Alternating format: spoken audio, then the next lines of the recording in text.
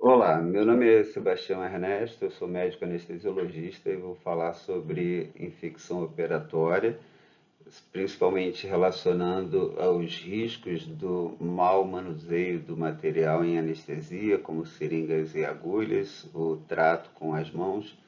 e a nossa importância como médicos da sala de cirurgia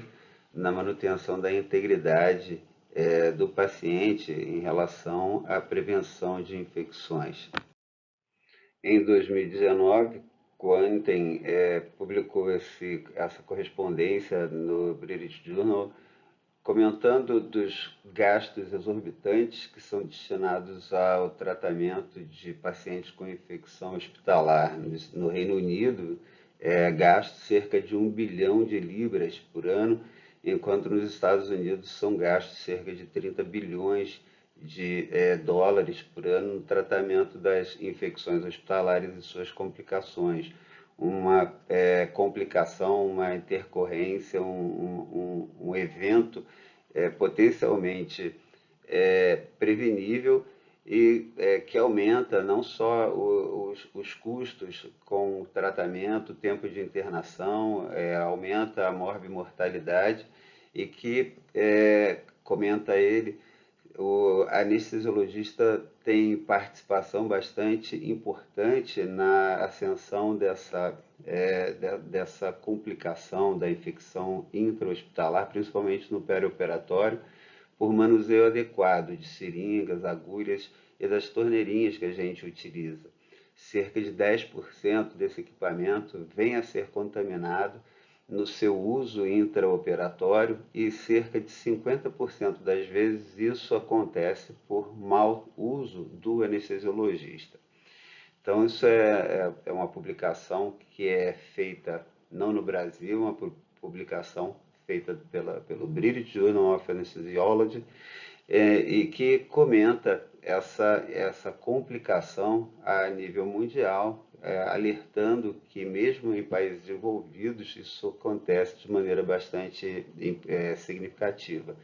Lembrando que os principais fatores que levam ao surgimento dessas infecções são, ou das complicações que surgem a partir delas, são a idade, o paciente em extremo de idade, o alcoolismo, o diabético, o hipotiroidismo, perdão, a hipoalbuminemia, o paciente imunossuprimido, deficiências nutricionais, entre outros. Isso relacionado ao paciente. E relacionado ao procedimento, as cirurgias mais extensas, a falta de uma antisepsia adequada, uma falta de um preparo adequado da pele, a falta de condições de ventilação da sala cirúrgica, o erro ou inadequação da drenagem cirúrgica, entre outros, relacionados ao procedimento cirúrgico. Alertas são desenvolvidos para a tentativa de orientação e criação de uma cultura que deve ser implementada em todos os lugares onde há a utilização desse equipamento para administração intravenosa, intramuscular, de medicação, onde devemos sempre tomar muito cuidado com a lavagem das mãos. A Organização Mundial de Saúde já há muito tempo vem tentando criar essa cultura, despertar o interesse e a preocupação e o engajamento de todos os trabalhadores da indústria hospitalar, todos os componentes da enfermagem, os médicos, cirurgiões, anestesiologistas, etc., na tentativa de abordar e acompanhar esses pacientes de uma maneira mais cuidadosa. Voltamos a salientar que há uma observação relatada em alguns trabalhos que mostram que a seringa, mesmo não utilizada, ela já apresenta contaminação em cerca de 10%, apenas pela retirada daquela seringa do seu invólucro estéreo, pelo erro de manipulação, contato inadequado com a ponta da seringa. As seringas reencapadas acabam tendo um aumento do risco de contaminação pela falta de zelo no tratamento desse equipamento. Os injetores apresentam uma incidência de contaminação demonstrada em literatura de cerca de 30%, e voltamos a falar, o anestesiologista contribuindo com uma parcela grande nessa contaminação. Então, o trato desse equipamento, lavagem das mãos, cuidado no contato dos diversos equipamentos com as mãos e com o local, o ambiente onde se encontra, evitar repousar esse equipamento em superfície contaminada, sempre uma grande preocupação. Lembrar que resíduos de propofol e de sangue são muitas vezes fonte de desenvolvimento de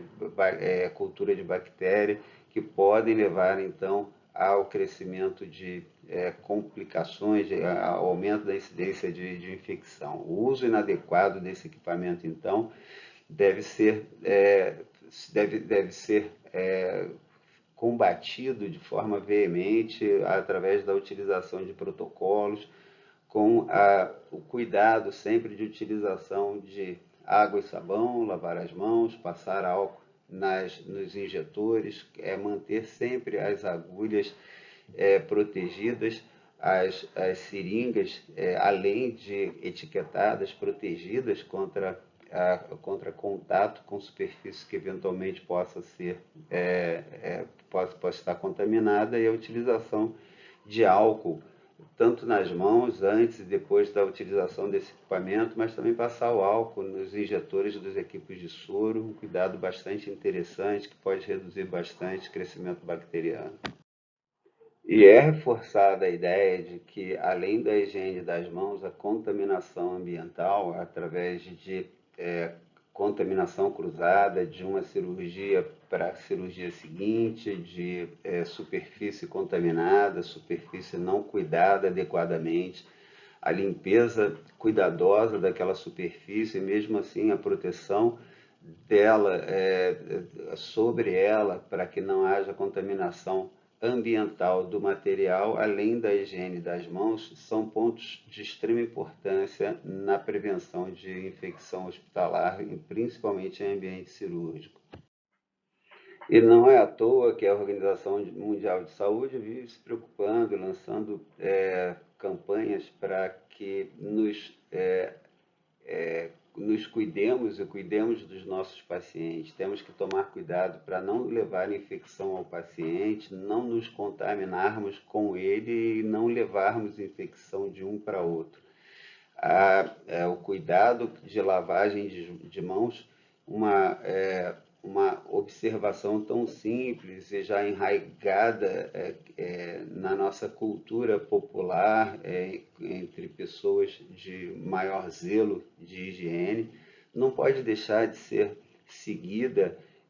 banalizada em ambientes hospitalares. O cuidado de lavar a mão entre um paciente e outro, lavar a mão entre uma manipulação e outra do paciente, entre antes e depois da manipulação desses equipamentos, então, é de extrema importância. Mas, infelizmente, apesar de os levantamentos mostrarem que o conhecimento dessa necessidade, dos protocolos e dos objetivos explícitos de proteção ao paciente atingirem cifras de cerca de 82% na população médica, em grandes centros médicos de excelência, mesmo neles, a adesão a esses cuidados não ultrapassa, em geral, 39%.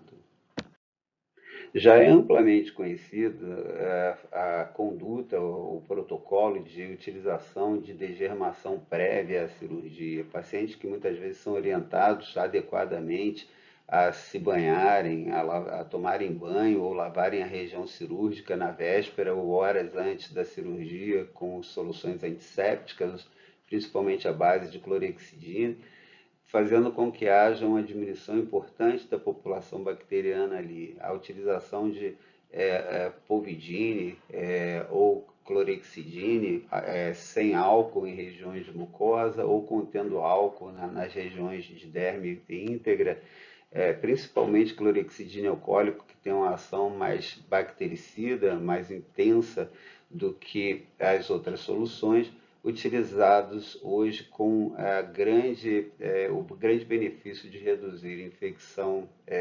infecção perioperatória, mas que não são suficientes se não forem acompanhados dos demais gestos de prevenção, as demais condutas de higiene, como foi mencionado anteriormente. E é a partir dessas orientações que buscamos, não com o intuito de denegrir, criticar, mas com o intuito de levar a orientação vigente na prática moderna, de se tentar o cuidado mínimo básico de preservação de equipamento que invada a pele do paciente sem contaminação. Observamos aqui alguns exemplos de depósito de seringas a serem utilizadas em lugares não apropriados,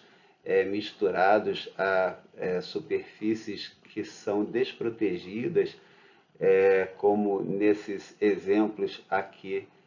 nesse diapositivo. Então, é importante que se tenha esse cuidado. A utilização de bandejas estéreis que são fornecidas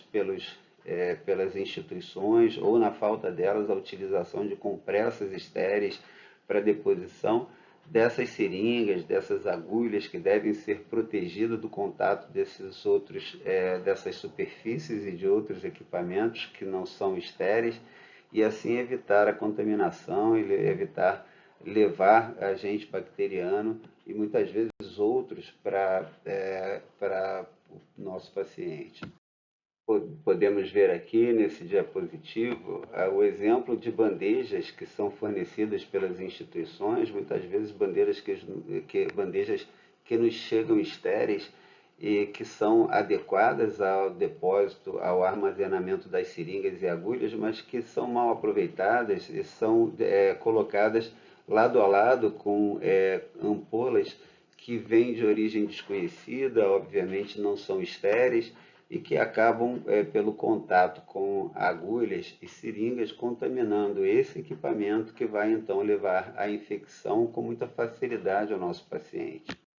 Nesse diapositivo pode ser visto aqui a tentativa de uma evolução em relação às demonstrações anteriores, utilizando uma compressa, espero que seja estéril, mas que acaba contaminada devido ao depósito dessas ampolas, das tampas, dos frascos. Então, de qualquer forma, é uma superfície que foi protegida, mas logo depois foi contaminada também.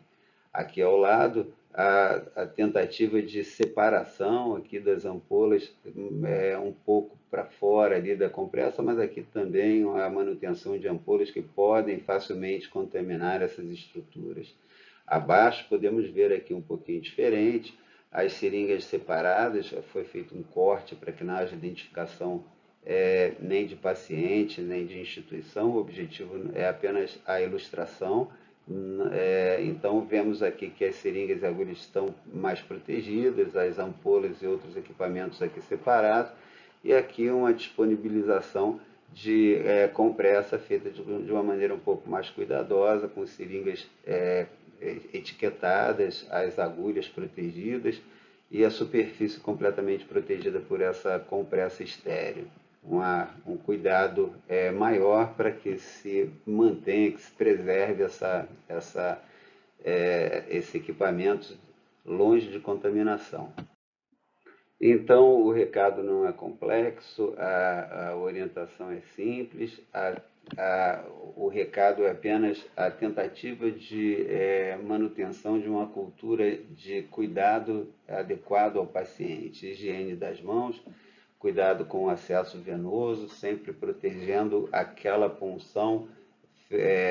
executada apenas após uma antisepsia adequada e a manutenção de do seu curativo limpo, a utilização de medicação aspirada e protegida e ao administrar essa medicação, lembrar sempre de cuidados de antisepsia, preferencialmente utilizando esponja com o algodão ou suave com álcool nos injetores dos equipos de soro, a manutenção de introdutório fêmeo da torneirinha, onde se utiliza para a administração de medicação, manter sempre protegida pela tampinha adequada, e os cuidados com o ambiente, evitar o contato de lâmina de laringoscópio contaminado ou resíduos ou secreções ou sangue do paciente com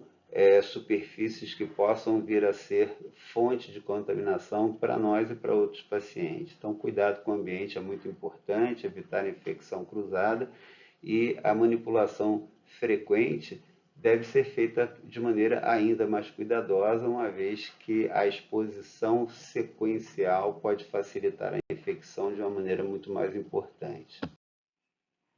Terminamos aqui, então, nosso comentário sobre cuidados de prevenção contra a infecção no nosso paciente. Espero que tenham gostado